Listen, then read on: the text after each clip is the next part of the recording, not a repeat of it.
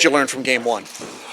I think just how fast they are and how you can't take your foot off the gas against them. Obviously, how dangerous their top guys are, and they have a great power play. So PK's got to step up and be better.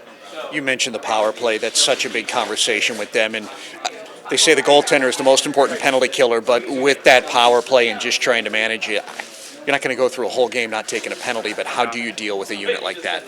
Yeah, I think just you need good pre-scout. You need block shots. You need saves, all that stuff. So PK is as big of part of this team as any. So we got to step up as a unit and be better. When you get to round two of a playoff run, there's always the new energy when the playoffs begin, but is it routine? Is the energy different compared to round one? What is the vibe? What is the energy when you are now this deep into a run?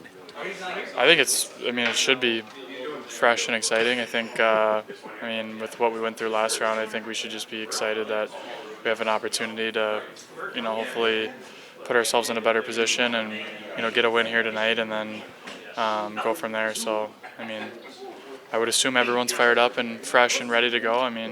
It doesn't get much better than this, so it's just a good opportunity for us tonight to respond. Mentioning how it doesn't get much better. As intense as things get, do you have to remind yourself to have fun every now and then when you're at this time of year? Yeah, I think for sure. That's what it's all about. I think like the environment and the crowd and stuff just makes it so much more fun to play. And yeah, it's intense and a lot of pressure and stuff, but it's just a game at the end of the day, and you just want to have fun and try to play your best. It's one thing to come back from an injury in the regular season. What's it like to come back from an injury and you're thrown right into the middle of a second-round series? It's going to be fun. Yeah, I can't wait. It's another challenge, that I'm kind of looking forward to, and the boys have been playing great, and I just hope to come in and bring some energy and help the boys out a little bit. What'd you see? What'd you see out of game one? I think they're fast. They forecheck hard. I think we played a good 40 minutes of that game. I think we keep playing that way. I don't think they get a chance to climb back in, but I think our team's still playing great, and it's right there. So just a couple little mistakes and to clean up and go from there. But I think we're playing great. What's your mindset coming back after that injury? Like I said, just come bring some energy and be a positive attitude in the room, and try to help out as much as I can. Just work. Hi, Pete.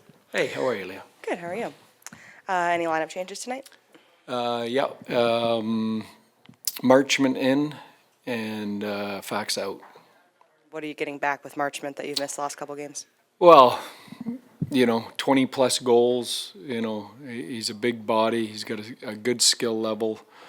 Has played well with Duchesne and Sagan all year. So we've missed him in the lineup in a bunch of different areas. How are you? Good. How are you?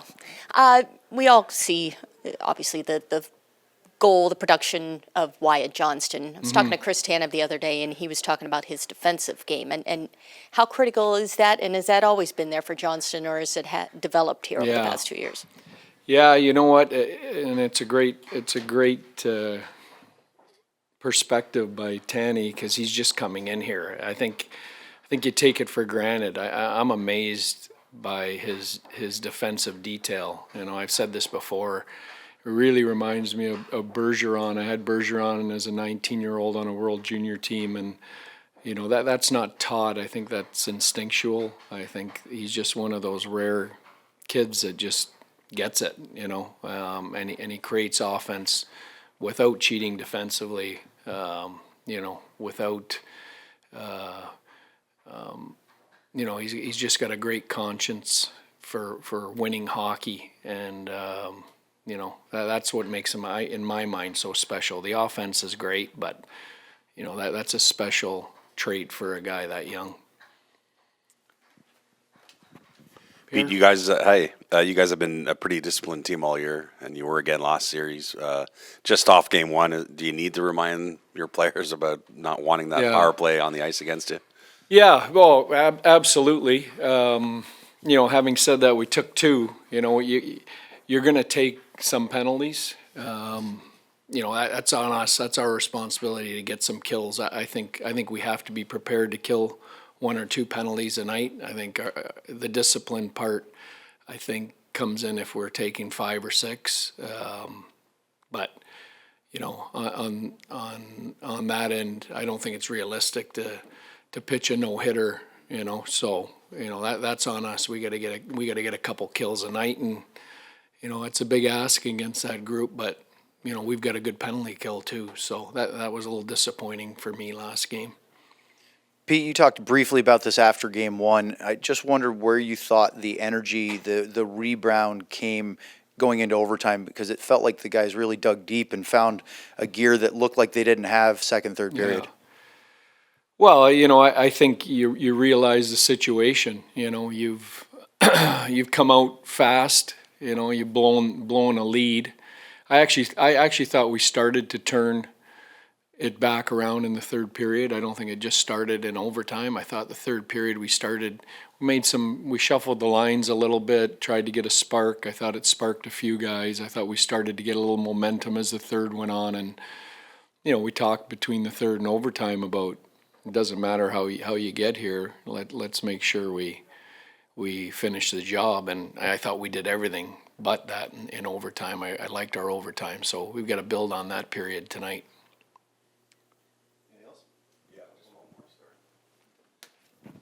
Just off the series for a moment, Pete, Sheldon Keefe fired today. 19 head coaching changes since the end of last year. Just a thought on the fraternity and what we're seeing here in the last 12 months. I'm glad you asked, Pierre. I do have thoughts on that. It's insanity. We coach in an age where everyone talks about the modern athlete building relationships in order to coach them. How do you do that with that kind of turnover? It's like going on a date and getting married and divorced before the appetizers show up. I don't get it, but that's the world we live in.